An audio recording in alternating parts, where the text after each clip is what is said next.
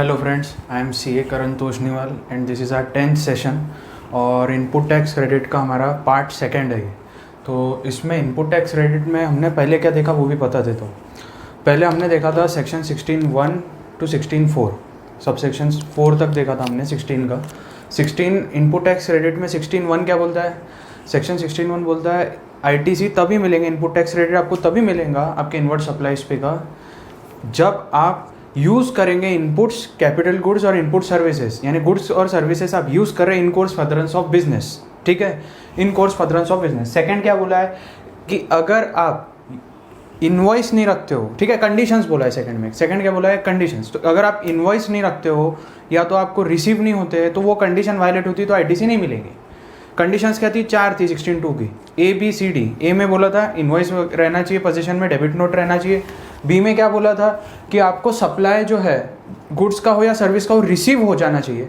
सी में क्या बोला था? रिसीव होने के बाद में सी में बोला था कि टैक्स एक्चुअली सप्लायर ने आपके गवर्नमेंट को पे करना चाहिए in case of reverse charge mechanism अगर है। रिवर्स चार्ज मैकेनिज्म में क्या बोला था कि सप्लायर को नहीं, वहाँ पे तो रेसिपिएंट को पे करना पड़ता। तो उस केस में बोला था कि रेसिपिएंट ने गवर्नमेंट को देने के बाद ई कैश लेजर से जब वो दे देगा, हमने पहले डिस्कस किया था रिवर्स चार्ज में, बाद में वो ITC ले सकता है। ठीक है, इनपुट टैक्स क्रेडिट ही बोलेंगे हम, पर नेक्स्ट टाइम से मिलेगा उसको, नेक्स्ट पीरियड ऑफ रिटर्न से। ठीक है, नेक्स्ट पीरियड के रिटर्न से मिलेगा, लेकिन पहले उसको ई कैश लेजर से भरना पड़ेगा। ठीक है, रिवर्स चार्ज मैकेनिज्म में मैंने बोल दिया था ई कैश लेजर यूज़ करके उसको पहले भरना पड़ेगा, बाद में मिलेगा। ऐसे ही नहीं मिल जाएगा कि ITC यूज़ कर लो आउटवर्ड के अगेंस्ट जैसे यूज़ करते हैं, नॉर्मल नहीं रहेगा। सी देखा था हमने 16(2)C, tax actually paid to government. ठीक है, देन ओनली ITC मिलेगा। और हमने क्या देखा था? डी में बोला था हमको फर्निश करना है सेक्शन 39 का रिटर्न। क्या है? GSTR 3(3)B। ठीक है, जो 3B अभी रनिंग है, ये रिटर्न हमको डालना पड़ेगा, तब जाके हमको ITC अवेल करने मिलेंगे। GSTR 2 तो जाता ही नहीं क्योंकि वो चालू नहीं हुआ है उसका सिस्टम, तो ITC अवेलमेंट सीधा 3B में हो जाता है अभी। ठीक है, GSTR 1 क्या है? वो statement of outward supply, return नहीं बोलना उसको, स्टेटमेंट ऑफ आउटवर्ड सप्लाई। आप सेक्शन 37 देखेंगे उसके लिए। ठीक है, और क्या देखा था हमने? 2 प्रोविजो देखे थे। ठीक है, 16(2) को क्या बोला था? फर्स्ट प्रोविजो बोला था अगर हमने क्या 16(2)B क्या देखा है कि अगर हमको गुड्स जो है सर्विस जो रिसीव हो जानी चाहिए तब हम ITC ले सकते। लेकिन फर्स्ट प्रोविजो क्या बोलता है? अगर goods are received in lot, ठीक है, आपको गुड्स जो है लॉट में मिले हैं, इंस्टॉलमेंट में आ रहे हैं, अगेंस्ट इनवॉइस है। मैंने एग्जांपल लिया था 55,000 के अगर गुड्स है, इनवॉइस बनाया है और आपको गुड्स कैसे आ रहे हैं? इंस्टॉलमेंट में दिए जा रहे हैं। ठीक है, गुड्स।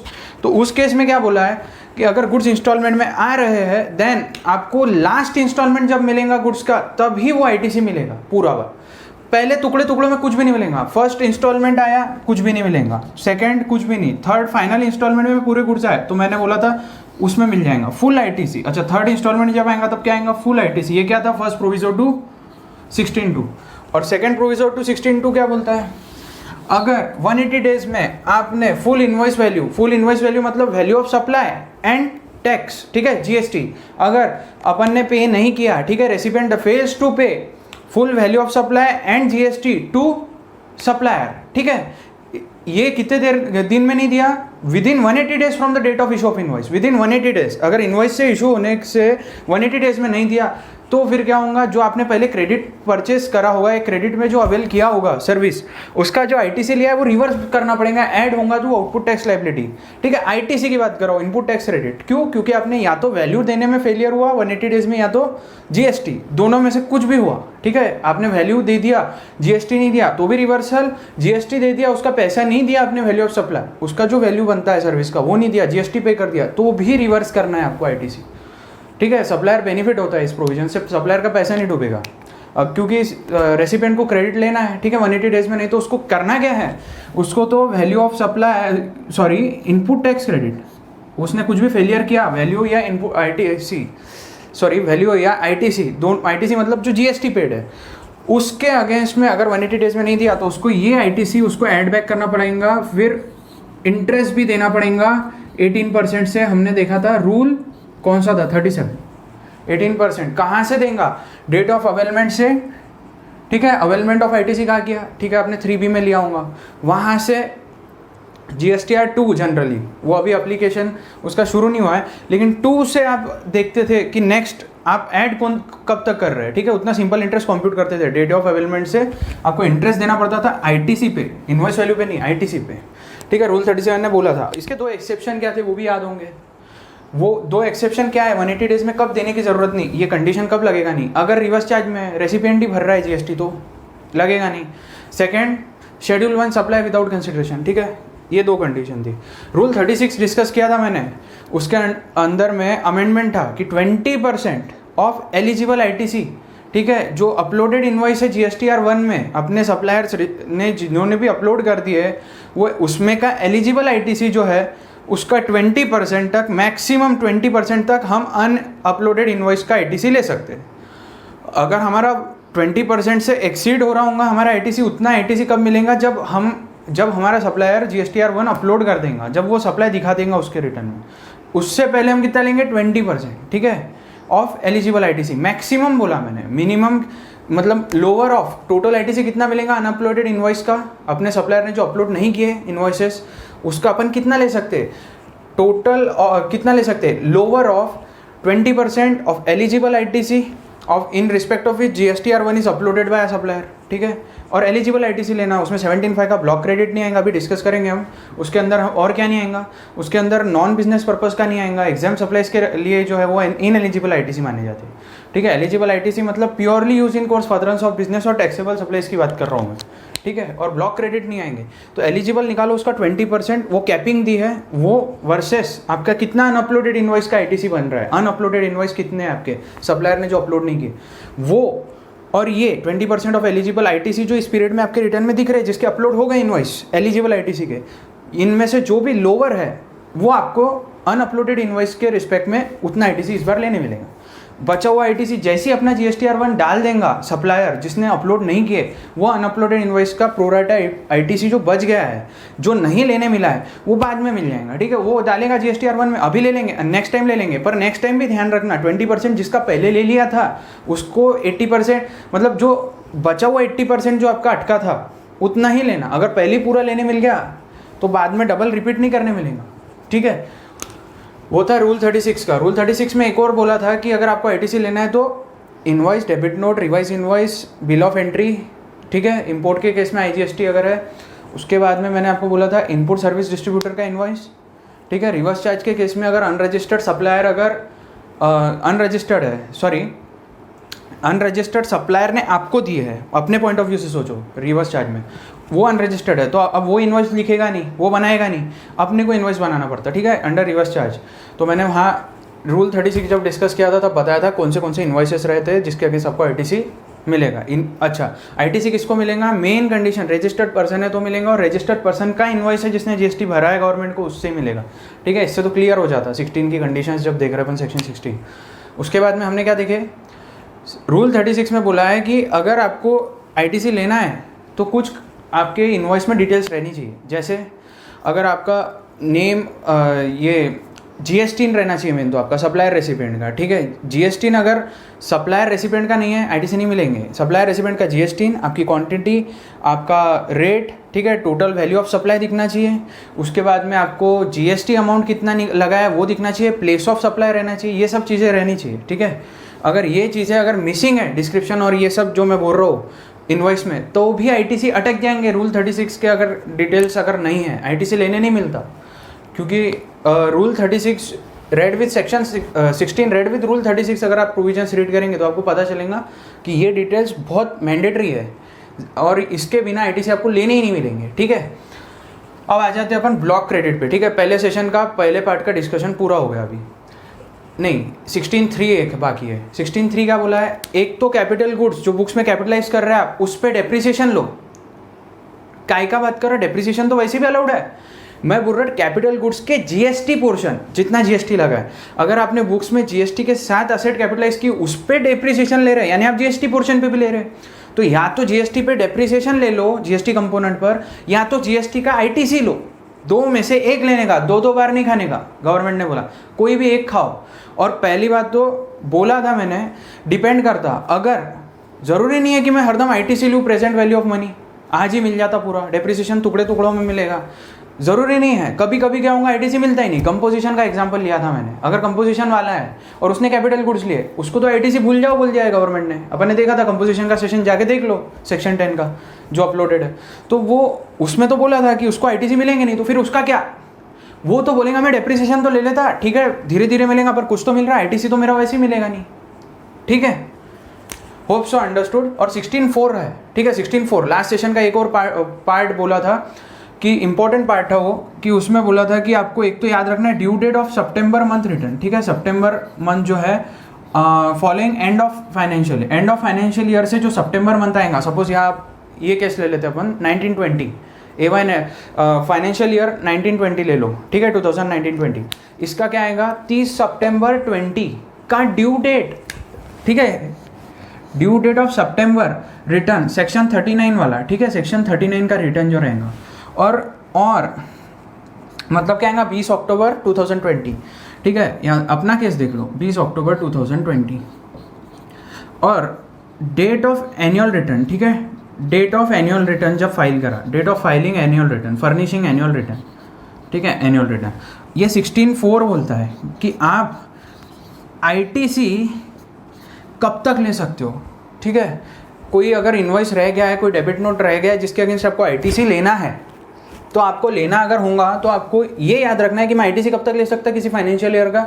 एक तो due date of September month section 39 वाला रिटर्न, मतलब GSTR 3B, वो 3B वाला जो ड्यू डेट है, मैंने सितंबर 30 सितंबर कभी नहीं बोला, मैंने बोला due date of September month return section 39 वाला, following end of financial year, ठीक है रिलेवेंट फाइनेंशियल ईयर से एंड से, ठीक है। जैसे 30 सितंबर 20 अक्टूबर आ गया अपना ये, ठीक है 20 अक्टूबर उसका ड्यू डेट लेना है सितंबर मंथ का रिटर्न का, और फाइलिंग ऑफ एनुअल रिटर्न। अब वो दो केस है, अब इसमें से विच आईटीसी, इसमें जो भी विच एवर इज अर्लियर जो डेट आएंगी, ठीक है विच एवर इज अर्लियर, मतलब दोनों में से जो भी अर्लियर डेट आएंगी, फाइलिंग एनुअल रिटर्न की डेट सपोज ले लो आप 31 जुलाई, बहुत ही कंप्लायंस वाला बंदा है, इसको कंप्लायंस करने की बहुत आदत है जल्दी, तो इसने पहले भर दिया, तो अब ये रेक्टिफाई कब तक कर सकता है, ये आईटीसी कब तक ले सकता है 31 जुलाई 2020, ठीक है इसने पहले ही डाल दिया ये एनुअल रिटर्न। अगर इसने एनुअल रिटर्न डाला है 31 दिसंबर को, तो फिर 20 अक्टूबर इसकी लास्ट डेट बन जाएंगी for claiming ITC in respect of invoice for which ITC has not been availed, ठीक है। अवेलमेंट अगर आपने किया ही नहीं है आईटीसी किसी रिटर्न में, तो पुराने 12 मंथ के रिटर्न में, तो आपको ये date whichever is earlier date ये याद रखनी पड़ेगी। सवाल आता है डेबिट नोट पे डिस्कशन हुआ था, डेबिट नोट के केस में मैंने क्या बोला, जो डेबिट नोट, ठीक है ओरिजिनल इनवॉइस देखो उसका, डेबिट नोट जो भी आपकी पेंडिंग है जिसका आईटीसी लेना बाकी, उसका ओरिजिनल इनवॉइस देखो, वो ओरिजिनल इनवॉइस का रिलेवेंट फाइनेंशियल ईयर देखो, अगर वो प्रीवियस ये रिलेवेंट फाइनेंशियल ईयर में है तो ही आप ये डेट लागू है उसको, उसका इनवॉइस अगर इसमें है। डेबिट नोट आपको देना है तो आपको एक याद रखना है ओरिजिनल इनवॉइस मेरा ये रिलेवेंट फाइनेंशियल ईयर में रहना चाहिए, तो मैं ये डेबिट नोट ये टाइम तक ले सकता, इसके बाद दिया तो भी भूल जाओ डेबिट नोट, और अगर इनवॉइस ये साल में नहीं है इसके पहले गए हुआ है तो भी भूल जाओ, आपको नहीं मिलने वाला है। मतलब क्या, रिलेवेंट फाइनेंशियल ईयर में इनवॉइस देखो, देखो invoice following end of financial year September month return की डेट देखेंगे, पर कौन से end of financial year to which that invoice relates, to which that invoice whose debit note is pending relates, तो invoice जहाँ relate मतलब invoice issued है उस समय में, अगर इनवॉइस इस समय में इशूड नहीं है इसके पहले अगर गया हुआ है तो सवाल ही नहीं उठता, इसका आईटीसी नहीं मिलेगा आपको उस डेबिट नोट का, क्योंकि वो तो एक साल पहले के उसके भी पहले चलेगा, और लेना है तो ये डेट है, उसके बाद भी अगर आप इशू करेंगे ये डेट की अर्लियर डेट जो आएंगी इसके बाद अगर गया तो भी आईटीसी नहीं मिलेगा, ठीक है। 16.4 डिस्कस हो गया यहाँ पे आईटीसी अवेलमेंट की लास्ट डेट। अच्छा, date of furnishing annual return है और due date September month return 3B, ठीक है ये दो चीज़ देखना है, उसमें का अर्लियर जो आएगा। अब आते हैं अपन सेक्शन 17.5, ठीक है 17.5 की बात कर रहा, इंपॉर्टेंट सेक्शन है और ये सेक्शन कवर करता है ब्लॉक क्रेडिट, ठीक है मतलब जहाँ पे आईटीसी आप बिजनेस में यूज़ करेंगे। मैंने क्या बोला 16.1 में used in course furtherance of business है, तो आपको कोई रोक नहीं सकता गुड सर्विसेज का आईटीसी लेने से, गुड्स यानी इनपुट्स एंड कैपिटल गुड्स दोनों। लेकिन आपने ये सेक्शन में जो आपका आईटीसी बोला है, ये आईटीसी तो आपने यूज़ भी किए बिजनेस में तो भी नहीं मिलने वाले आपको। मैं क्या बोल रहा हूँ, यूज़ किए बिजनेस में तो भी नहीं मिलेंगे, एक्सेप्शनल यूजेस में, यूजेस अगर कर रहे हैं हम एक्सेप्शनल यूजेस, मतलब आप ये केसेस, यहाँ पे एक्सेप्शन है, कई एक्सेप्शन मैंने लिखे हैं, ये एक्सेप्शन है, ठीक है, यहाँ पे एक्सेप्शन है, तो अगर आपने उस केस में अगर यूज़ करे हैं ये सर्विस या ये गुड्स, तो उसके आईटीसी जो आपको मतलब जो जीएसटी आपने पे किया है और आप रजिस्टर्ड पर्सन, तो आप ले सकते हो, पर ये यूज़ के लिए selected use in course furtherance of business government ने बोला चलो ये तो देना नहीं हमारे को आईटीसी तुमको। अच्छा, तो कहाँ ब्लॉक हुआ है? ITC not eligible, block ITC है इवन इफ सेक्शन 16(1) सेटिस्फाइड, मतलब even if use for business still it will not be available, it will be available only in exceptional cases, ठीक है। कौन सा है? तो 17(5) का ए देखो सबसे पहले। 17(5) ए क्या बोलता? एक सेकंड। 17(5) ए बोलता है मोटर व्हीकल, सबसे पहला ए, ठीक है, यहाँ पे मोटर व्हीकल ए वेसल एयरक्राफ्ट, ठीक है, दोनों को साथ में बता देता हूँ, दोनों भी।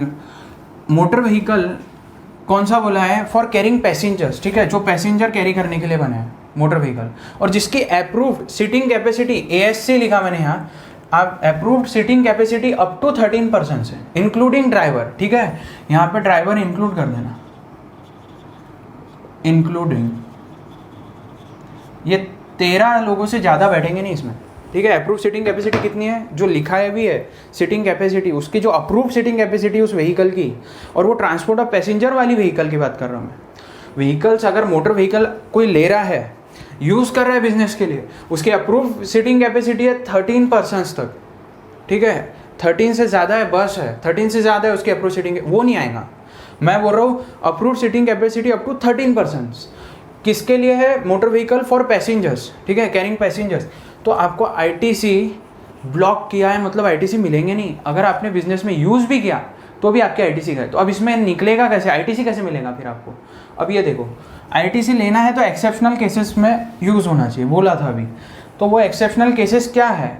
मोटर व्हीकल ए देखो, अभी ए मत देखो, ए मैं अभी लूँगा, वेसल एयरक्राफ्ट लूँगा, अभी ए देखो, मोटर व्हीकल का आपका आईटीसी ब्लॉक है। पर अगर आपने फर्दर सप्लाई के लिए यूज़ किया, एक्सेप्शन क्या है? Further supply. Second exception transportation की, आपने गुड्स पैसेंजर, गुड्स का तो वैसे ही बोला नहीं है, ठीक है, गुड्स तो अलाउड ही है मतलब, और पैसेंजर ट्रांसपोर्ट में आप आउटवर्ड सप्लाई में यूज़ कर रहे हैं तो भी आपको आईटीसी मिल गया। फर्दर सप्लाई मतलब पहला एफएस लिखा मैंने, further supply first exception. Second transportation of goods passenger. Further supply मतलब वही मोटर व्हीकल जो आप ले रहे हो, ठीक है, ये मोटर व्हीकल वो आप बेच रहे हो, ठीक है, सप्लाई कर रहे हो, ठीक है, फर्दर सप्लाई, ठीक है। अच्छा, फर्दर सप्लाई मतलब क्या? आप फर्दर सप्लाई में सप्लाई इंक्लूड्स, ठीक है, यहाँ पे फर्दर सप्लाई सिर्फ सेल नहीं है, ये मैं जो एफएस लिखा हूँ, सप्लाई का मतलब आपको अच्छे से पता है, सप्लाई के अंदर सेल तो आएगा ही, लीज मतलब हायरिंग, लीज पे दे रहे हैं आप, वो भी आएगा, ठीक है। अगर आप फर्दर सप्लाई कर रहे हैं टेम्पोररी, उस पर सर्विस एज अ सर्विस भी दे रहे होंगे, आप सेल नहीं कर रहे होंगे, तो भी आपको आईटीसी मिल जाएंगे। फर्दर सप्लाई मतलब लीज भी आएगा, रेंटिंग आएगा, लाइसेंसिंग वगैरह, वो सब चीज़ें हमने देखा सप्लाई इंक्लूड्स, तो वो ये फर्दर सप्लाई में वो भी इंक्लूडेड है, ठीक है, सिर्फ सेल नहीं है। तो फर्दर सप्लाई कर रहे हैं तो आईटीसी मिलेगा, पहला एक्सेप्शन मोटर व्हीकल का। सेकंड, अगर आप ट्रांसपोर्टेशन ऑफ पैसेंजर्स कर रहे हैं, ठीक है, ट्रांसपोर्टेशन ऑफ पैसेंजर्स, और गुड्स तो वैसे भी अलाउड ही है, गुड्स का तो यहाँ पे रेस्ट्रिक्शन है ही नहीं। ट्रांसपोर्टेशन ऑफ गुड्स पैसेंजर हो गया सेकंड एक्सेप्शन। थर्ड एक्सेप्शन है आप ड्राइविंग जो है, इम्पार्टिंग ट्रेनिंग ऑफ ड्राइविंग, मतलब आप ड्राइविंग सिखा रहे हैं, उसके लिए यूज़ कर रहे हैं। अगर आपकी ड्राइविंग स्कूल है और आप ड्राइविंग सिखा रहे हैं, ठीक है, फॉर इम्पार्टिंग ट्रेनिंग मतलब आप डेवलप कर रहे हैं, ड्राइविंग क्लासेस ले रहे हैं, उस मोटर व्हीकल को लिया है आपने ड्राइविंग क्लासेस के लिए, तो आपको आईटीसी मिल जाएंगे। Third exception imparting training, motor vehicle के केस में ड्राइविंग, ठीक है। अब आ जाओ वेसल एयरक्राफ्ट, ए हो गया अपना, ए में और ए मैं समराइज करूँगा, ए वेसल एयरक्राफ्ट 17(5) डबल ए वाला क्लॉज देख रहे हो। डबल ए क्या बोलता है? सेम आएंगे, इसके भी एक्सेप्शन सेम ही है, ठीक है, यहाँ से ही कवर किया मैंने exception. Further supply vessel aircraft का पहले तो आईटीसी मिलेगा नहीं, कितना आईटीसी हो जाता होगा वेसल एयरक्राफ्ट का, सोचो गवर्नमेंट का फिर तो ऐसे से 5 साल टैक्स देने की गरज ही नहीं पड़ेगी, ठीक है, रेसिपिएंट को अगर लेता है वेसल एयरक्राफ्ट, तो वो उसका तो बहुत ही बढ़िया हो जाएगा। तो गवर्नमेंट ने बोला ऐसा चलेगा नहीं, वेसल एयरक्राफ्ट ले रहे हैं तो आपको आईटीसी नहीं मिलेंगे, ठीक है, वो आईटीसी ब्लॉक्ड हो गया। आपने यूज़ भी किया बिजनेस में तो भी नहीं मिलेंगे, ये तो दिमाग में डाल लो। 17(5) ने तो 16(1) के ऊपर डाल दिया है, हावी हो गया है प्रोविजन, ठीक है, 16(1) के ऊपर 17(5) क्या बोलता है? A vessel aircraft used for in business no ITC available. अब आ जाओ एक्सेप्शन में, कब मिलेगा? फर्दर सप्लाई किया तो मिलेगा, ठीक है। सेम सेल कर रहे हैं आप एयरक्राफ्ट वेसल, लेके बेच रहे हैं तो, या लेके लीज हायरिंग उस पर दे रहे हैं तो मिल जाएगा आपको। Second, transportation, goods passenger transport के लिए आप यूज़ कर रहे हैं तो भी मिल जाएगा, सेम एक्सेप्शन है। और थर्ड है इम्पार्टिंग ट्रेनिंग। अब मोटर व्हीकल का ड्राइविंग रहता है, वेसल के केस में नेविगेशन, ठीक है, नेविगेशन, और एयरक्राफ्ट के केस में फ्लाइंग, उसकी ट्रेनिंग दे रहा है, मतलब इन शॉर्ट ड्राइविंग की ट्रेनिंग दे रहा है आप उसको, तो फिर ITC ये आप क्लासेस ले रहे हैं वेसल एयरक्राफ्ट की। जैसे ड्राइविंग का मैंने बोला मोटर व्हीकल में ले रहे हैं, वैसे ही वेसल एयरक्राफ्ट में नेविगेशन और फ्लाइंग एयरक्राफ्ट उसका आप क्लासेस ले रहे हैं, ट्रेनिंग दे रहे हैं उसमें, उसके लिए आपने लिया है तो आपको ITC मिल जाएगी, क्योंकि आपका मेन बिजनेस हो गया ना वो तो, ठीक है। अब ए और ए हो गया अपना मोटर व्हीकल का, बोल दिया मैंने ए वेसल एयरक्राफ्ट। अब याद रखो ए बी क्या बोलता है, ए और ए में, ए एंड ए में दोनों में बोल रहा हूँ मैं, motor vehicle and vessel aircraft का अगर ये general insurance, motor vehicle vessel aircraft, उसका क्या कह रहा है, जनरल इंश्योरेंस, ठीक है, ये एक, ठीक है, रिपेयर मेंटेनेंस, RM मतलब रिपेयर मेंटेनेंस, ठीक है, और सर्विसिंग करके देना। जनरल इंश्योरेंस मतलब अपना लाइफ होता है, वैसे व्हीकल का जनरल इंश्योरेंस, व्हीकल इंश्योरेंस जो करते हैं, ठीक है। अगर आपने जनरल इंश्योरेंस करवाया, रिपेयर मेंटेनेंस करवाया, सर्विसिंग करवाया, ये तीनों की मोटर व्हीकल वेसल एयरक्राफ्ट का ITC blocked even if use in business. लेकिन अब आओ एक्सेप्शंस पे, एक्सेप्शन यही है। अब इसके दो एक्सेप्शन है, ठीक है, ये एक्सेप्शन 1 है, ठीक है, ये जो एक्सेप्शंस है ये 1 है, ठीक है, सेम एक्सेप्शन। और एक्सेप्शन 2 क्या है, ये वाला एक्सेप्शन 2 थोड़ा अलग है।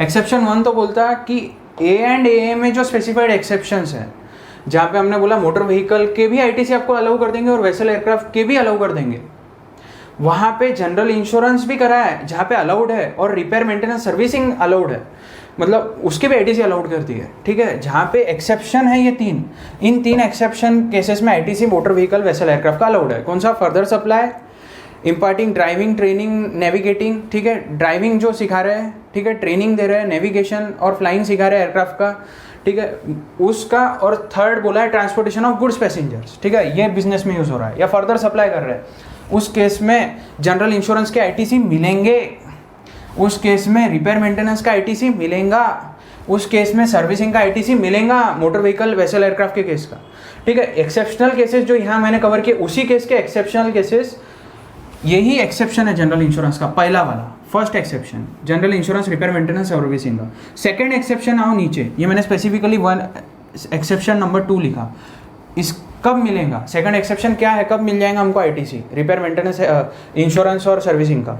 तो उसमें बोला है अगर कोई मैन्युफैक्चरर कार वेसल एयरक्राफ्ट बना रहा है, मैन्युफैक्चरर, ठीक है, उसको मिल जाएगा। अगर कोई मैन्युफैक्चरिंग कर रहा है स्पेसिफिक, और वो इंश्योरेंस करा रहा है, वो सर्विसिंग करा रहा है, वो रिपेयर मेंटेनेंस करा रहा है, ठीक है, वो मतलब वो मैन्युफैक्चर कर रहा है और वो इनवर्ट सर्विसेज ये ले रहा हूँ तो उसको ITC मिल जाएंगे, ठीक है।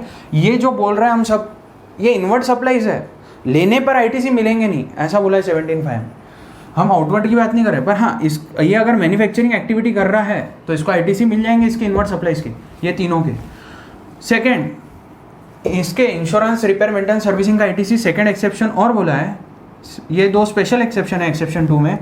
अगर person carrying on general insurance business, ठीक है, जनरल इंश्योरेंस बिजनेस कर रहे हैं, मतलब अरे उसका काम ही है vehicle, motor vehicle vessel aircraft का इंश्योरेंस करना, अरे उसका व्हीकल इंश्योरेंस का ही काम है ना, तो उसका व्हीकल इंश्योरेंस का अगर काम है तो इनवर्ड उसको सर्विसेज लेनी पड़ेंगी। आपको आउटवर्ड में इंश्योरेंस दे रहा हूँ, इनवर्ड में वो सप्लाई लेगा general insurance repair maintenance servicing, तभी जाके तो आपको ये सर्विस दे रहा है इंश्योरेंस की। तो उसके इनवर्ड सप्लाईज ब्लॉक हो रहे थे, तो गवर्नमेंट ने बोला ठीक है इनको भी अलाउ कर दो, जो जनरल इंश्योरेंस बिजनेस कर रहे हैं, जो मैन्युफैक्चरिंग करके दे रहे हैं, सप्लाई कर रहे हैं, उनको भी अलाउ कर दिया कि इनके इनवर्ड सप्लाईज रहेंगे ये 3, general insurance repair maintenance servicing, तो भी अलाउड, ठीक है, ठीक है। तो अब यहाँ पे अपन कवर कर लिए AB को। AB में क्या बोला है, general insurance repair maintenance servicing in relation to motor vehicle vessel aircraft ITC नहीं मिलेंगे। एक्सेप्शन वही है, फर्स्ट एक्सेप्शन है ये 3 केस जो एक्सेप्शन बोला था, further supply, transportation goods passengers and driving training जो दे रहे थे। और सेकंड एक्सेप्शन क्या बोला, कब ITC मिल जाएंगे, अगर मैन्युफैक्चरर रिसीव कर रहा है ये सर्विसेज, या तो फिर जनरल इंश्योरेंस बिजनेस जो पर्सन कैरी कर रहा है वो रिसीव कर रहा है, ठीक है। तो ये हो गया ए और ए बी, ठीक है, कवर्ड हो गया आपका। अब आ जाओ बी में। अब ये बी है, बी में क्या है, 1 है, 2 है, 3 है, ठीक है। 3 सर्विसेज बोला इसमें, 3 good services related ITC block करके रखा है, ठीक है, ब्लॉक्ड है। इनवर्ड सप्लाई आपको फूड बेवरेजेस का मिला, भूल जाओ, आईटीसी नहीं मिलेगा कितना भी खाओ। आउटडोर कैटरिंग सर्विस लिया आपने, ठीक है, food beverages, outdoor catering service, ठीक है, आउटडोर कैटरिंग सर्विस आपने लिया, ITC not available even if taken in course furtherance of business, ठीक है। मैं क्या बोल रहा हूँ, इवन इफ टेकन, आप बिजनेस में खा रहे, ये सब एनर्जी ला रहे, वही बिजनेस में यूज हो रही, use in course furtherance of business, भूल जाओ आईटीसी। 17.5 तो 16.1 के भी ऊपर है, लिखा मैंने यहाँ।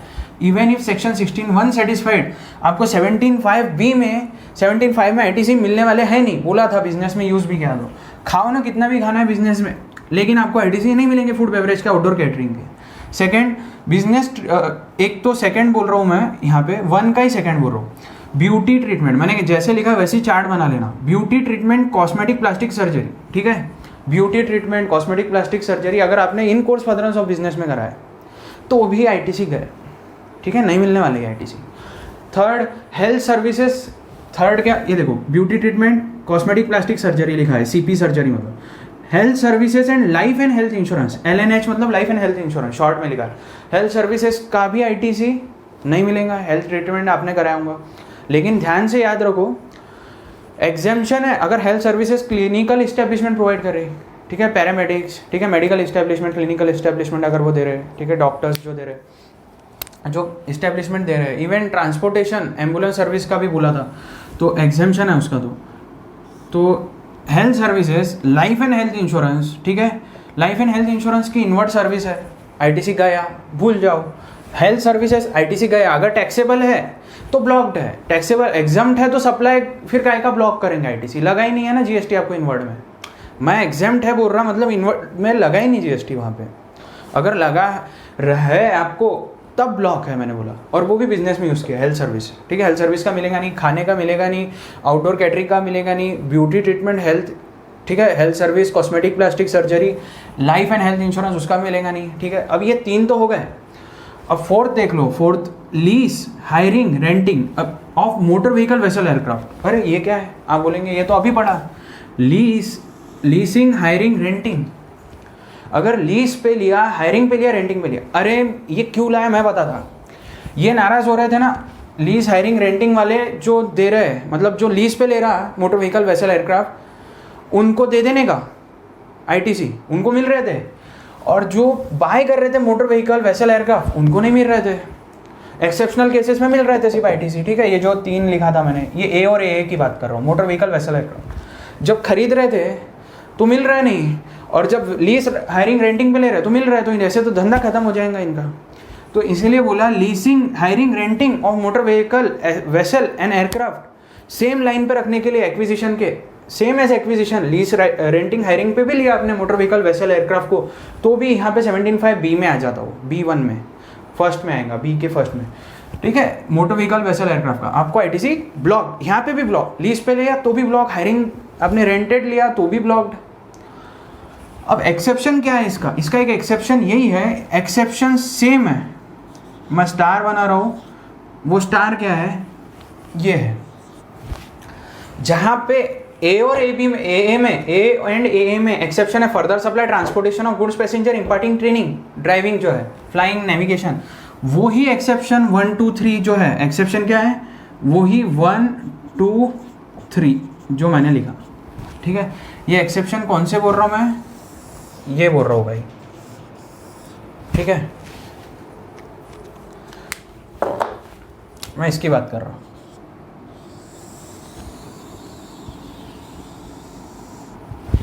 तो इसके एक्सेप्शन 1, 2, 3 मतलब क्या बोला मैंने, यही सेम एक्सेप्शन जो खरीदने पे एक्सेप्शनल केसेस में आईटीसी दे रहे हैं, उसी केसेस में लीज, हायरिंग, रेंटिंग पे एक्सेप्शन है, सेम कंडीशन है।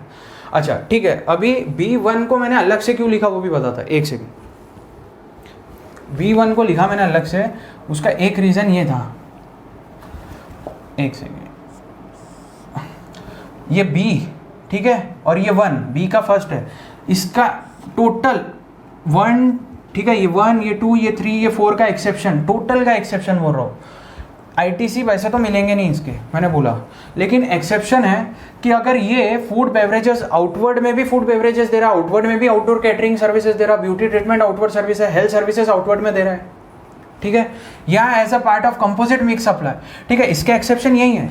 लीज, हायरिंग, रेंटिंग अगर इसने इनवर्ड में लिया है पर इसके आउटवर्ड भी वही सर्विस है तो इसका बिजनेस ठप हो जाएगा अगर आईटीसी नहीं मिलेंगे तो, यानी आउटवर्ड में 2 और इनवर्ड में ब्लॉक, ठीक है, इसको और कोई आईटीसी तो मिलेगा नहीं। अगर आउटवर्ड सप्लाई में same category of outward supply, ठीक है, 1 2 3 4 जो बताया, इसका सेम आउटवर्ड सप्लाई जा रहा है, टैक्सेबल सप्लाई है, आउटवर्ड सप्लाई है, या as a part of composite mix supply. इसका मतलब क्या रहता है कंपोजिट मिक्स सप्लाई, मतलब कि बंडल करके दे रहे हैं, ठीक है, अगर ये फूड बेवरेजेस के साथ में और भी कुछ दे रहा है, आउटडोर कैटरिंग सर्विस के साथ और कुछ बंडल करके दे रहा है, एग्जाम्पल बंडल करके दे रहा है, तब कंपोजिट मिक्स सप्लाई बना के दे रहा है, ठीक है, ये तो दे रहा है तो भी चलेगा, आईटीसी मिल जाएंगे। अगर आपका सेम कैटेगरी वो आउटवर्ड सप्लाई जा रहा है, इवन तो बंडल्ड आउटवर्ड में, आपको आईटीसी मिलेंगे 17(5)(b) में, ठीक है, 17(5)(b) वाला जो बोल रहा हूँ, ठीक है, क्या बोला मैंने ध्यान से सुन लो पहले। 17(5)(b) का 1 देख रहे थे, इसमें बोला था food beverages, outdoor catering, beauty treatment, cosmetic plastic surgery, health services, life and health insurance, leasing, hiring, renting of motor vehicle, aircraft vessel, exception 1 2 3 जो मैंने बोला, एक्सेप्ट 1 2 3 इसके आईटीसी ब्लॉक है, ठीक है, एक्सेप्शन छोड़ के, 4th के एक्सेप्शन ये वाले छोड़ के आईटीसी ब्लॉक है चारों के। लेकिन अगर ये same category of outward supply service अगर आप दे रहे हो, सेम आउटवर्ड सप्लाई सर्विस है जो आप इनवर्ड में ये चारों ले रहे हो, इनमें से कोई भी आउटवर्ड सप्लाई में आपके है, ठीक है, जो आप ले रहे हो वही आपका आउटवर्ड सप्लाई है, सेम कैटेगरी ऑफ सप्लाई है, या तो फिर आप बंडल करके दे रहे होंगे, कंपोजिट मिक्स सप्लाई बना के दे रहे होंगे आउटवर्ड में, फिर भी ये है आउटवर्ड सप्लाई में, तो आपको आईटीसी मिल जाएंगे, तो ब्लॉक नहीं होगा। अब आ जाओ B2 में, ठीक है, B2 और B3 देखते हैं। B2 क्या बोलता है, membership of club health fitness centre. Club health fitness centre मतलब क्या, अरे ये क्लब हेल्थ फिटनेस सेंटर मतलब आपने मेंबरशिप लिया, क्लब मेंबरशिप देता है, ठीक है, आप आओ, जिम ज्वाइन किया, फिटनेस सेंटर का मेंबरशिप ले लिया आपने, हेल्थ का योगा सेंटर समझ लो आप, योगा नहीं, योगा में समझना है, एग्जामिशन योगा को दिया है, ठीक है, हेल्थ फिटनेस सेंटर आधा दिन योगा समझो, ठीक है, फिटनेस जिम की बात करूँ मैं, ठीक है, तो इसकी मेंबरशिप जो क्लब वब्स दे रहे हैं, जो एसोसिएशन चला रहा है, उसका मेंबरशिप, वो जो मेंबरशिप लेगा उस पर जीएसटी लगाएगा, ठीक है, बोला था मेंबरशिप जो देते हैं क्लब एसोसिएशन, जो सर्विस देते हैं, जो मेंबरशिप देते हैं, वो बिजनेस एक्टिविटी है, बिजनेस के डेफिनेशन में कवर्ड है, प्रीवियस सेशन में बोला था जीएसटी लगेगा, इन कोर्स फर्दरेंस ऑफ बिजनेस में सप्लाई हो रहा होगा, सेक्शन 7 के अकॉर्डिंग 9 के लिए भी आएंगी। अब मेंबरशिप जो हम ले रहे हैं, हमारे को जीएसटी मिलेगा क्या, ये सवाल है, नहीं मिलेगा, भूल जाओ। सेकेंड, ये ब्लॉक्ड है 17(5)(b)(2) में। 17(5)(b)(3) क्या बोलता है, travel benefit extended to employees, like home travel concession है, लीव ट्रैवल कंसेशन है, आपने टूर्स पे भेजा, ठीक है, लीव ट्रैवल पे आपने टूर्स पे भेज दिया, वैकेशन के लिए उसको भेज दिया, ठीक है, तो मैं ये बोल रहा हूँ कि अगर वैकेशन पे आपने एम्प्लॉइज़ को कोई भी ट्रैवल बेनिफिट एक्सटेंड किए, ठीक है, उसके आईटीसी भी बिजनेस एम्प्लॉयर को नहीं मिलेंगे, ठीक है, एलटीसी यानी लीव ट्रैवल कंसेशन, ठीक है, leave travel concession, LTC leave travel concession है, ठीक है, उसको टूर पे गया है, उसका ट्रेनिंग ऐसे ही उसको भेज दिया आपने, ठीक है, ट्रैवल बेनिफिट्स अपने एम्प्लॉय को दिए हैं, कंपनी ने खर्चा किया है, उसके इनवर्ड सप्लाई में आईटीसी ब्लॉक नहीं मिलेंगे।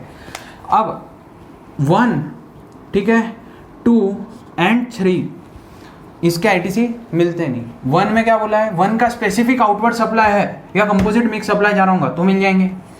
1 2 3 को मिला के बोला एक्सेप्शन, एम्प्लॉयर और एम्प्लॉय के लिए एक यहाँ पे एक्सेप्शन लाया है। अगर एम्प्लॉयर, ER मतलब मैंने एम्प्लॉयर शॉर्ट में लिखा है, ठीक है, अब एम्प्लॉयर अपने एम्प्लॉय को, ठीक है, एम्प्लॉयर एम्प्लॉय को, ठीक है, ये एम्प्लॉयर है आपका और ये अपने एम्प्लॉय को, ठीक है, एम्प्लॉय को ये 1 2 3, ठीक है, 1 की 2 या 3 कोई भी सर्विस या ये इनवर्ड सप्लाई में लेता है और वो एम्प्लॉय को दे रहा है, एम्प्लॉय के ले लिया और लॉ बोलता है, ठीक है, रिक्वायर्ड, लॉ में मैंडेटरी है, लीगल ऑब्लिगेशन है आपका, मतलब एम्प्लॉय का किसी लॉ में बोला है कि इनमें से कुछ प्रोवाइड करना है एम्प्लॉयर को, एम्प्लॉयर को देना है अपने एम्प्लॉय को, उसलिए एम्प्लॉयर ने ये सर्विस लिया है, तो एम्प्लॉयर को आईटीसी मिलेंगे। क्या बोला मैंने, एक्सेप्शन क्या है, कॉमन एक्सेप्शन है बी का, ओवरऑल एक्सेप्शन है। आईटीसी कब मिलेंगे? अगर एम्प्लॉयर ने ये 1 2 3 मतलब food beverages, outdoor catering, beauty treatment, cosmetic, plastic surgery, health services है, लाइफ एंड हेल्थ इंश्योरेंस है, lease hiring, renting, motor vehicle, aircraft vessel है, या क्लब हेल्थ फिटनेस बोला है, किसी लॉ में आ गया है, एम्प्लॉय को मसल्स बनाने लगा, इनको बोल दिया है कि एम्प्लॉय एकदम लुकड़े हो रहा है, तो उस केस में बोला है मेंबरशिप लेना पड़ेगा एम्प्लॉयर को, अपने एम्प्लॉयज़ के लिए लेना पड़ता है as a part of social responsibility, ठीक है, अगर आ गया ऐसा लॉ में, और इसीलिए उसने मेंबरशिप लिया है फॉर एम्प्लॉय, ठीक है, ये सर्विसेज उसने एम्प्लॉय के लिए प्रोवाइड किया है, ये ट्रैवल बेनिफिट्स उसको लीव ट्रैवल पे लॉ में बोला है कि भेजना चाहिए, हर 5 साल में उसको पागल हो जाता काम करके एम्प्लॉय, तो ऐसे केस में बोला है आईटीसी मिलेंगे, ठीक है। 1 2 3 का एक्सेप्शन क्या है?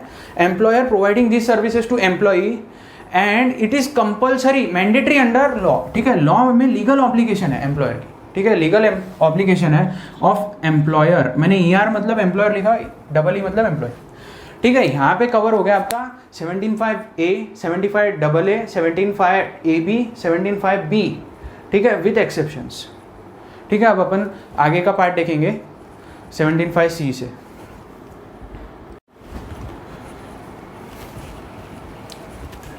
तो अभी हम देख रहे हैं सेकंड चार्ट है ये, ठीक है, ये मैंने चार्ट अभी ड्रॉ किया 17(5) सेक्शन जो हमने देख रहे थे ब्लॉक क्रेडिट्स, ठीक है, जब हमने देखा था पहले कि 16(1) में even if use in course furtherance of business still हमारे को आईटीसी जो है वो ब्लॉक्ड है, हमको आईटीसी नहीं मिलेंगे, सेक्शन 17(5) बोल रहा।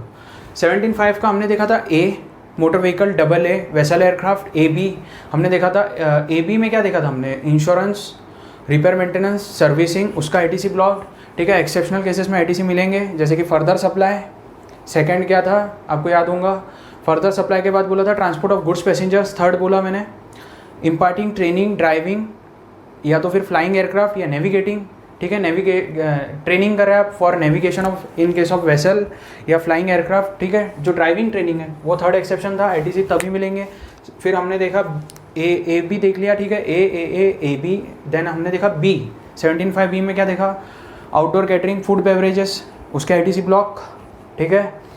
फिर कॉस्मेटिक प्लास्टिक सर्जरी या तो फिर ब्यूटी ट्रीटमेंट, उसके ITC blocked, health service, life health insurance, उसके आईटीसी ब्लॉक्ड, ठीक है। लीसिंग, ठीक है, वो 17(5)A और AA के लेवल में लाने के लिए एक्विजिशन जो कर रहे हैं उनके जितना ही इंपॉर्टेंस, लीज हायरिंग या रेंटिंग पे मोटर व्हीकल एयरक्राफ्ट लिया आपने, वेसल मोटर व्हीकल एयरक्राफ्ट लिया, तो आपको आईटीसी नहीं मिलेंगे, ये देखा हमने 17(5)B में। लेकिन एक्सेप्शनल केसेस जो 1 2 3 थे, फर्दर सप्लाई जो अभी बोला मैं, फर्दर सप्लाई, ड्राइविंग ट्रेनिंग या तो फिर ट्रांसपोर्ट ऑफ गुड्स पैसेंजर, उसके लिए अगर आपने लीज हायरिंग रेंटिंग पे अगर मोटर व्हीकल वेसल एयरक्राफ्ट लिए तो आईटीसी मिलेंगे, ठीक है। और कॉमन एक्सेप्शन क्या था 1 का 17(5)B1 का, जो अभी बोला था मैंने, पूरा रिवाइज करा रहा हूँ 17(5)B1 का, कि अगर आपने ये सर्विसेज जो है same category of outward supply of service दे रहा है एज, या तो बंडल करके दे रहे, कंपोजिट मिक्स सप्लाई बना के, ठीक है, तो भी आपको अगर आउटवर्ड सप्लाई में सेम कैटेगरी ऑफ सर्विस है तो 17(5)B1 वाली सर्विस के आपको B1 के सप्लाईज के आपको आईटीसी ब्लॉक हुए जो थे वो मिल जाएंगे, आपको अलग हो जाएंगे। 17(5)B2 में हमने देखा वो क्लब हेल्थ फिटनेस सेंटर का मेंबरशिप, ठीक है, उसके आईटीसी आपको नहीं मिलेंगे।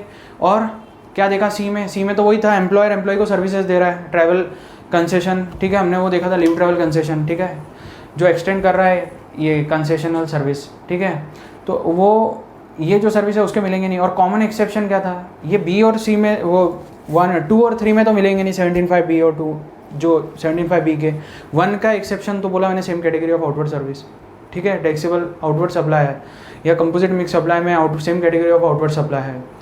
तो B 1 2 3 का कॉमन एक्सेप्शन क्या बोला, अगर एम्प्लॉय को B की कोई भी सप्लाईज B एम्प्लॉय के लिए ले रहा है एम्प्लॉयर और उसको दे रहा है वो service as a part of legal obligation, ठीक है, due to mandatory, because it is mandatory under any law, then only ITC employer को मिलेंगे, ठीक है। B हो गया 17(5)B, 17(5)C पे आओ,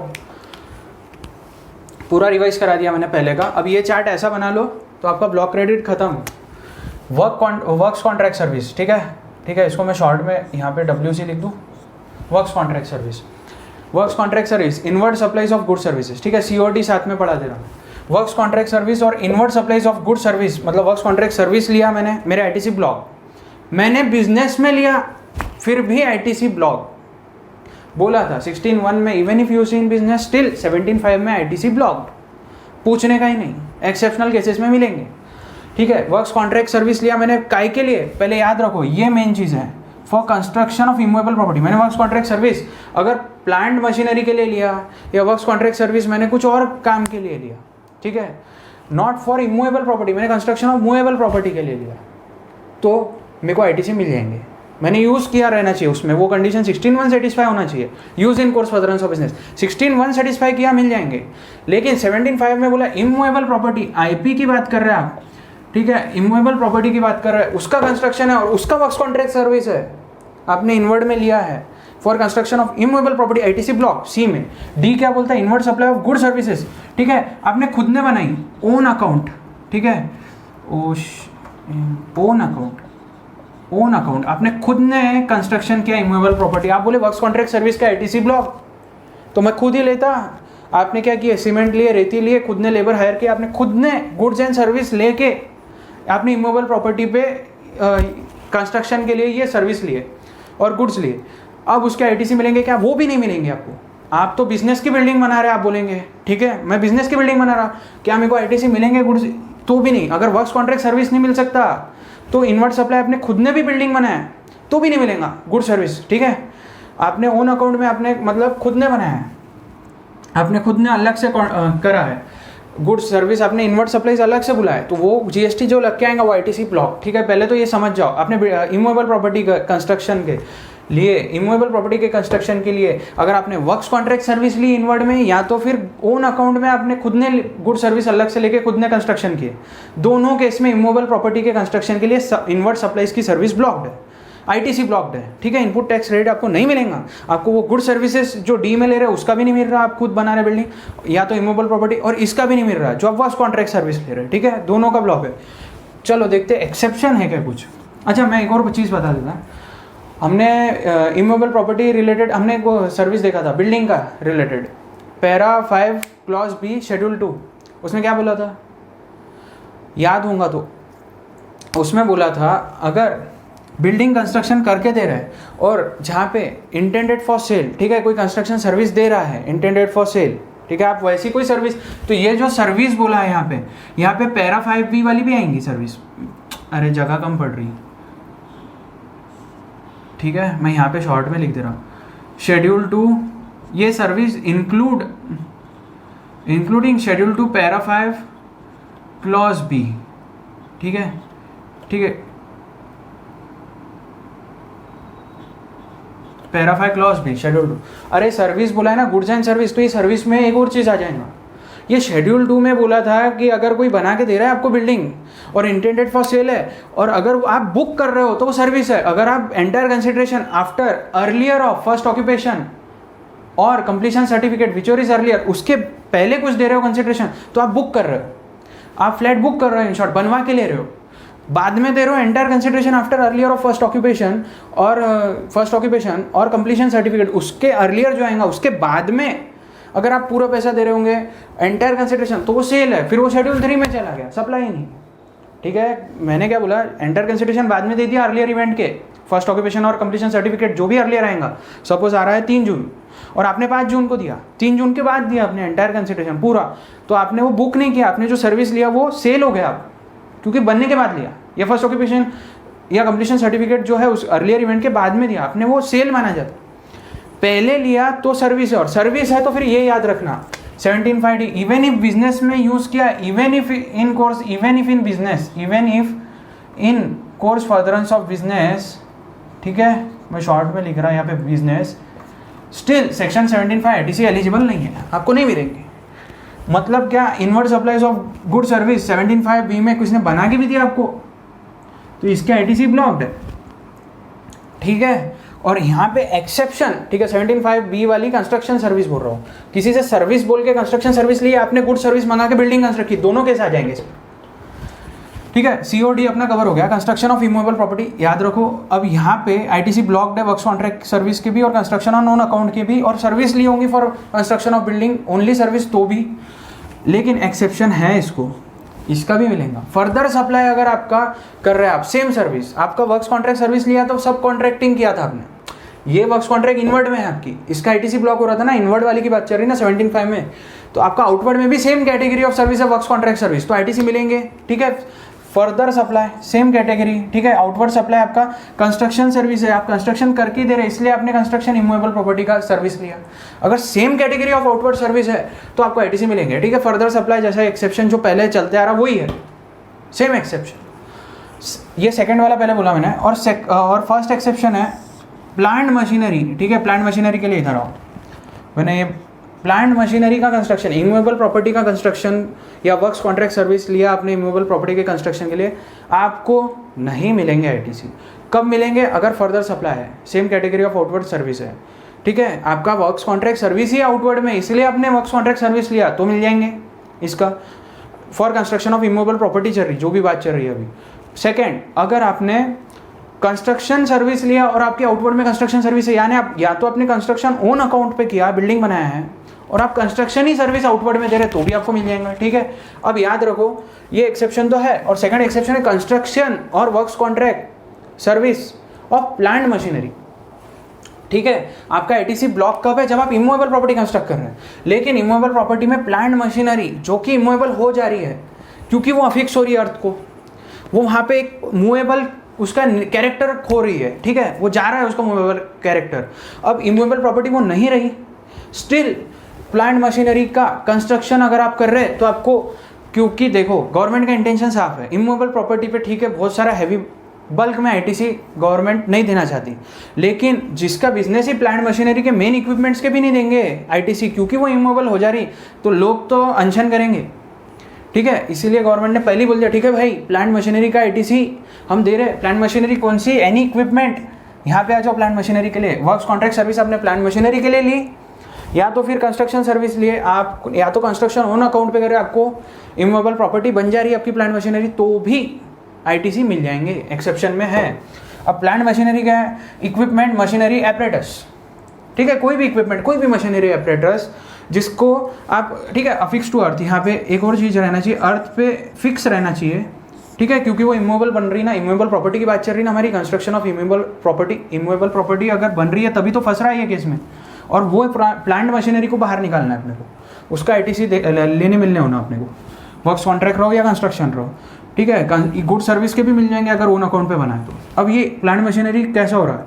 अर्थ को अफिक्स हो रही है, उसका मूवेबल कैरेक्टर जा रहा है, स्ट्रक्चरल सपोर्ट, ठीक है, इंक्लूड करो उसका स्ट्रक्चर, उसको पिलर, जो भी आप जहाँ पे भी उसको एम्प्लॉय करेंगे, जहाँ पे भी अफिक्स करेंगे उसको, वो जो स्ट्रक्चरल सपोर्ट है, जो कंक्रीट जो भी बनाएंगे, वो भी प्लांट मशीनरी के अंदर आ जाएगा। इमूवेबल प्रॉपर्टी बन रही है, वो एंटायरली इमूवेबल प्रॉपर्टी बन रही है प्लांट मशीनरी, पर वो प्लांट मशीनरी का हमको देना है उसके अफिक्स स्ट्रक्चर जो साथ में है, ठीक है, स्ट्रक्चरल सपोर्ट जो उसके साथ में, उसका भी आईटीसी उसको मिल जाएगा, क्योंकि इंक्लूड किया है plant machinery includes equipment, machinery, apparatus which is affix to earth and structural support उसके साथ में, जिसपे वो फिक्स हुआ है उसका स्ट्रक्चरल सपोर्ट। बट याद रखो, मजाक नहीं करने का गवर्नमेंट के साथ। आपको बोला है लैंड बिल्डिंग, एक्सक्लूड क्या करता है प्लांट मशीनरी, ठीक है, मैंने क्या लिखा है, exclude land building, telecommunication towers, ठीक है, ये नेटवर्क के जो अपने टावर्स दिखते हैं अपने को, टेलीकम्युनिकेशन टावर्स, वो भी इमूवेबल प्रॉपर्टी है, वो मशीनरी नहीं है।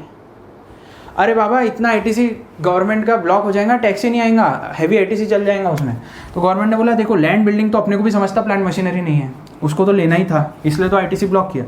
टेलीकम्युनिकेशन टावर, टीटी, सेकेंड, ये भी प्लांट मशीनरी में एक्सक्लूडेड है। थर्ड, पाइपलाइन आउटसाइड फैक्ट्री, जो लेड आउट रहते हैं फैक्ट्री के आउटसाइड में आपको बाहर दिखेंगे, जो आउटलेट दिया रहता है पाइपलाइंस का, वो इमूवेबल प्रॉपर्टी है, उसका कंस्ट्रक्शन जो कराते हैं आउटलेट्स पे, उसके आईटीसी ब्लॉक हो जाएंगे, क्योंकि ये प्लांट मशीनरी नहीं है। मैंने बोला इमूवेबल प्रॉपर्टी तो है ही, वो दिखता ही ना यार, चलती थोड़ा है, घुमाते थोड़ा ना, बनाओ एक जगह पे परमानेंट फिक्स होती है।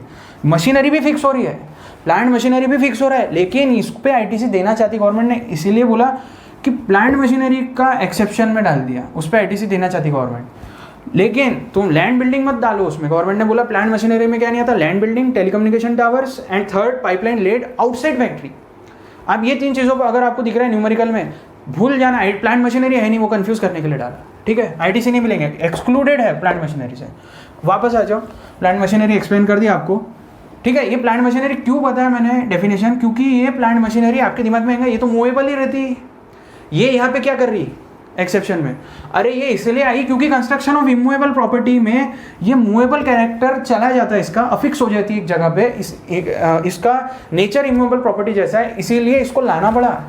ये इसमें फंस रहा था इमूवेबल प्रॉपर्टी में, इसलिए लाना पड़ा एक्सेप्शन में। और इसमें क्या बोला है C&D में, वर्क्स कॉन्ट्रैक्ट सर्विस, फिर से समराइज कर रहा, पूरा हो गया अपना पढ़ के, समराइज देखो 17(5)(c) वर्क्स, पहले सी बता दो, works contract service for construction of immovable property, inward में लिया, ITC ब्लॉक्ड, पूछने का ही नहीं, ठीक है। कंस्ट्रक्शन ऑफ इमूवेबल प्रॉपर्टी बोला गया है, एक्सेप्शन, दो एक्सेप्शन है, दो एक्सेप्शन में पहला वर्क्स कॉन्ट्रैक्ट सर्विस, ठीक है, सी देख रहे हैं ना अपन, works contract service for immovable property आपने लिया है, और works contract service for immovable property लिया आपको, सॉरी वो प्लांट मशीनरी रहना चाहिए, ठीक है। तो आपका पहला एक्सेप्शन है प्लांट मशीनरी, ठीक है। अगर वर्क्स कॉन्ट्रैक्ट सर्विस आपने लिया है for construction of plant machinery which is immovable property, ठीक है, यहाँ कवर हो रहा है, तो फिर ये डेफिनेशन में जो प्लांट मशीनरी है वो उसका ITC आपको मिल जाएगा वर्क्स कॉन्ट्रैक्ट सर्विस का। सेम कंस्ट्रक्शन के केस में भी inward supply of good services, ठीक है, रुको कंस्ट्रक्शन का रुको, सेकंड एक्सेप्शन देखो वर्क्स कॉन्ट्रैक्ट सर्विस का सेम ही है। फर्दर सप्लाई आपका आउटवर्ड में भी वर्क्स कॉन्ट्रैक्ट सर्विस आप दे रहे हैं, आपको ITC मिल जाएंगे। वर्क्स कॉन्ट्रैक्ट सर्विस आउटवर्ड में भी अगर आप दे रहे हैं आपको ITC मिल जाएंगे। क्या बोला मैंने, इनवर्ड सप्लाई में वर्क्स कॉन्ट्रैक्ट सर्विस है, आउटवर्ड में भी वही है, same category of outward service है, आपको ITC मिल जाएगा। या तो फिर पहला एक्सेप्शन क्या बोला था, प्लांट मशीनरी का कंस्ट्रक्शन कर रहे हैं, ठीक है, जो कि इमूवेबल प्रॉपर्टी बन रही, ठीक है, याद रखना ये पूरा जो ITC ब्लॉक हुआ है 17(5)(c) और D का, ये कंस्ट्रक्शन ऑफ इमूवेबल प्रॉपर्टी के लिए ब्लॉक हुआ है, ठीक है। D पे आओ, inward supply of good services, good services आपने खुद ने बिल्डिंग बनाया, एग्जाम्पल दिया था मैंने, inward supply of good services, ठीक है। सर्विस में पैरा 5 शेड्यूल भी कोई कंस्ट्रक्शन करके दे रहा, वो वाली सर्विस भी आ गई, ठीक है। दोनों ITC ब्लॉक होंगे, भूलना मत। पैरा 5 कौन सा, पैरा 5 शेड्यूल 2 का क्लॉज B, पैरा 5 एंट्री 5 बोलो या पैरा 5 बोलो, ठीक है। जो कंस्ट्रक्शन इंटेंडेड फॉर सेल जो है, जो सर्विस है जहाँ पे कंसिडरेशन पहले मिल गया फर्स्ट ऑक्यूपेंसी या कंप्लीशन सर्टिफिकेट के अर्लियर इवेंट के पहले, वहाँ पे वो सर्विस बन रही, वो inward service and good service अपन ने जो ले रहे दोनों 17(5)(d) में आएगा इनवर्ड सप्लाई में, जब अपन ले रहे हैं for construction of immovable property. और वो इमूवेबल प्रॉपर्टी कंस्ट्रक्शन करने के लिए इनवर्ड सप्लाईज के ITC ब्लॉक है। अब याद रखो एक्सेप्शन दो ही है, सेम 17(5)(c) के जैसे। कंस्ट्रक्शन फॉर इमूवेबल प्रॉपर्टी जो है, प्लांट मशीनरी की बात करूँ मैं, वो इमूवेबल प्रॉपर्टी है प्लांट मशीनरी, उसके लिए आपने अगर ये सर्विस लिया है, ये गुड सप्लाई लिया है, तो उसके भी ITC मिलेंगे। कंस्ट्रक्शन ऑफ प्लांट मशीनरी, याद रखना प्लांट मशीनरी क्या है, एनी मशीनरी दैट इज मतलब जो स्ट्रक्चरल सपोर्ट है वो भी इंक्लूड करना है, अफिक्स टू अर्थ है, इमूवेबल प्रॉपर्टी बन रही है, और टेलीकम्युनिकेशन टावर, लैंड बिल्डिंग और पाइपलाइन लेड आउटसाइड फैक्ट्री आती नहीं है प्लांट मशीनरी, ठीक है। सेक्शन 2 में देख लेना, उसका डेफिनेशन दिया ही होगा, ठीक है। उसके बाद में अपन देख लेना अपने को क्या देखना है। उसके बाद में फर्स्ट एक्सेप्शन हो गया D का भी, और सेकंड एक्सेप्शन भी सेम ही है। अगर कंस्ट्रक्शन ही आउटवर्ड सर्विस है आपकी, देन आपको ITC लेने से कोई भी नहीं रोक सकता, कोई भी नहीं, ठीक है।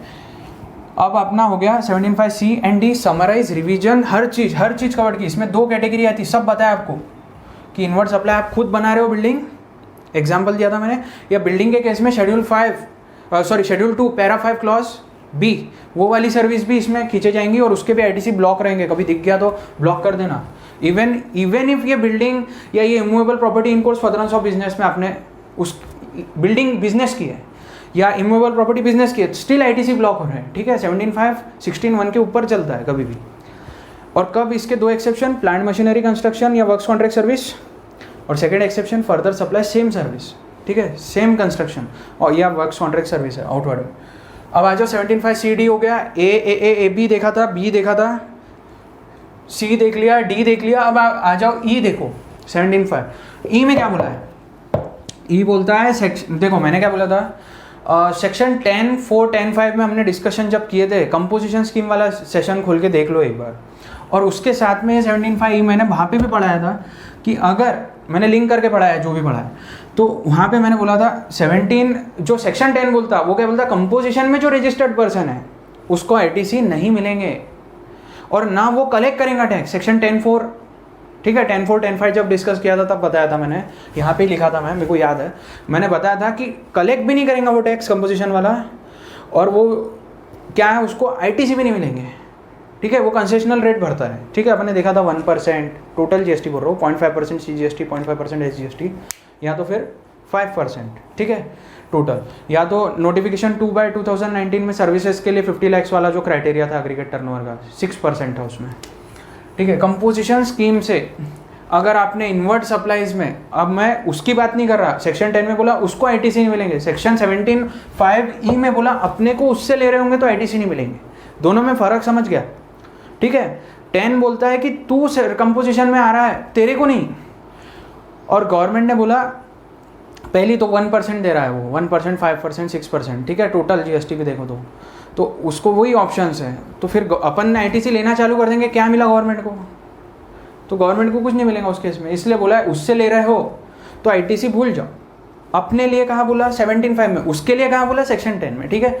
Invert supplies of good services from section 10 registered persons जो है कंपोजिशन स्कीम में, उससे अगर आपने इनवर्ट सप्लाई गुड सर्विसेज लिया होगा, गुड्स GS मतलब गुड सर्विसेज का सप्लाई, तो आपको आईटीसी नहीं मिलेंगे 17(5) में। 17(5)(f) देखो, अब F क्या बोलता है, invert supplies of good services, ठीक है, रिसीव बाय एनआरटीपी को बता दिया था मैंने पहले भी, उसी लेक्चर में बताया था मैंने। Non resident taxable person, mostly वही बताया था।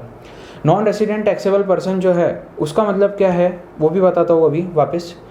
नॉन रेसिडेंट आ रहा है, ठीक है, बाहर का फॉरेनर, और यहाँ पे, ठीक है, यहाँ पे वो टैक्सेबल सप्लाईज करने के लिए आ रहा है, पर टेम्पोररी उसको रजिस्ट्रेशन लेने बोला है, ठीक है। उसका कहाँ कंप्लायंस होने वाला है इतना, GSTR 1, 3 ये सब उसको करना, उसको तो भारी काम हो जाएगा यहाँ पे। अगर उसने खोल लिया, रजिस्ट्रेशन ले लिया, बिजनेस खोला उसने, तो यहाँ पे तो पूरा उसको कंप्लायंस लग जाएगा, ठीक है। तो वो टेम्पोररी पीरियड के लिए आया हुआ है, उसको बोला है 90 डेज़ का रजिस्ट्रेशन उसको मोस्टली अलाउ किया जाता है। 5 डेज़ पहले उसको रजिस्ट्रेशन लेना पड़ेगा, ठीक है। उसको एडवांस टैक्स डिपॉजिट करना पड़ता है, एस्टिमेटेड टैक्स लाइबिलिटी निकालना पड़ेगा कि उसको आईटीसी मिलेंगे नहीं।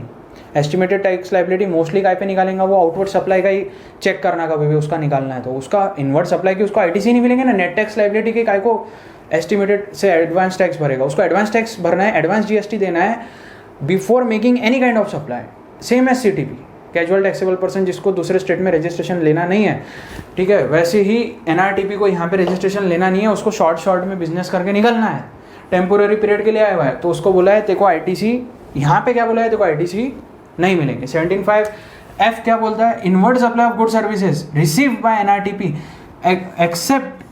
एक्सेप्शन है इसका, इम्पोर्टेड गुड्स जो इम्पोर्ट करके लाए हुआ है उस पर जो भरा है उसने IGST, वो उसको उसका आईटीसी मिल जाएगा।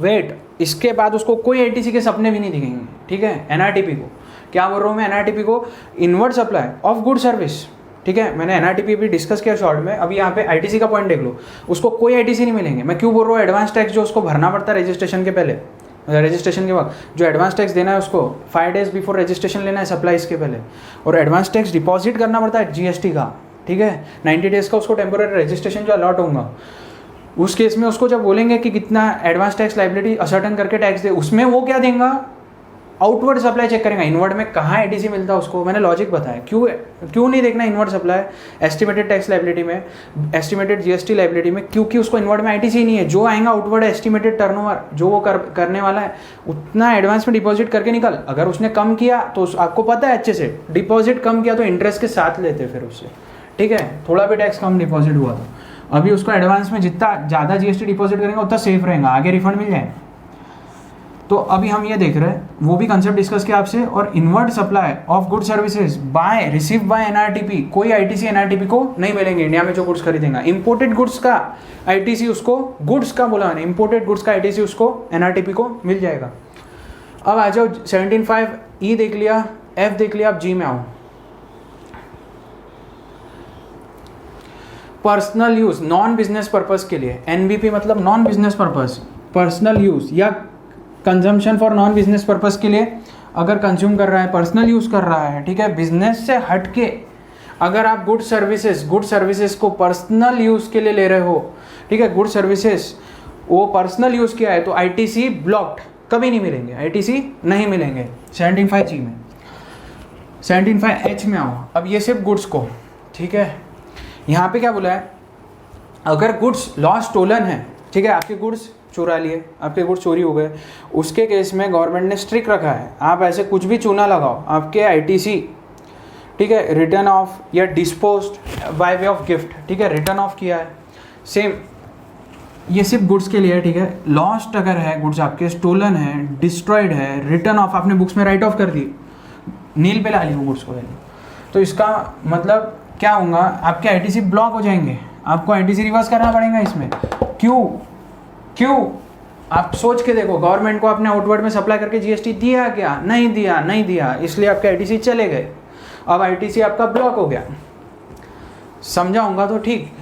आपने जो गुड्स है आपने आउटवर्ड सप्लाई करते तो आईटीसी गवर्नमेंट देती है अपने को, नॉर्मल सिस्टम है। पर गवर्नमेंट ने बोला तुमने सिस्टम तोड़ा 17(5)H में, तुम्हारे गुड्स चोरी है, तुम्हारी जिम्मेदारी थी संभालना, गुड्स डिस्ट्रॉय हुए तुम्हारी जिम्मेदारी थी, वो भंगार में बेचा होगा तुमने, अब डिस्ट्रॉय कर दिया होगा, कुछ भी करा होगा, ठीक है, डिस्ट्रॉय हो गया होगा आपका, जल गए होंगे गुड्स आपके, लॉस्ट हो गए होंगे, थेफ्ट हुआ होगा, स्टोलन गुड्स स्टोलन हुए होंगे, या तो फिर आपने गुड्स जो है फ्री में बांटा, गिफ्ट, फ्री सैंपल, चलने दो, गवर्नमेंट ने बोला ठीक है चलने दो, आईटीसी रिवर्स करो, तुम आईटीसी ले ही नहीं सकते, अगर ले लिया होगा तो रिवर्स करवाएंगे।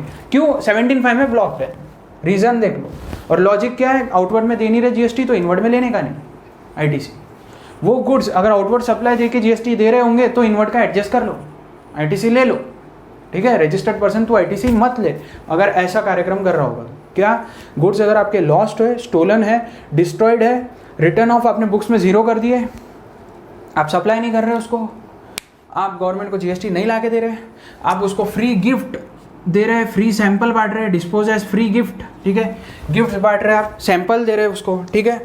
तो उस केस में क्या बोला है, आपको गुड्स का आईटीसी नहीं मिलेगा, ब्लॉक्ड है, 17(5)H, ठीक है, 17(5) क्लॉज H है ये।